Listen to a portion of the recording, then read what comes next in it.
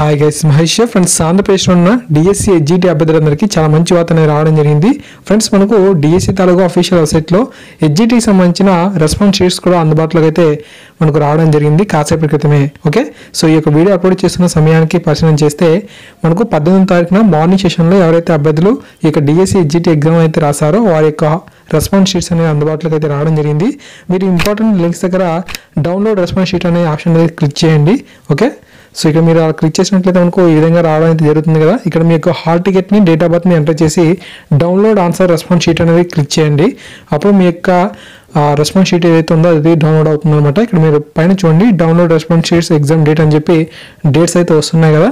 ఆ యొక్క డేట్స్ని కనుక మీరు పరిశీలన చేస్తే లాస్ట్లో మనకు ఎస్టర్డే డేట్ కూడా ఇచ్చారన్నమాట. 18/1/2019 మార్నింగ్ సెషన్కి సంబంధించి ఇవ్వడం అయితే జరిగింది.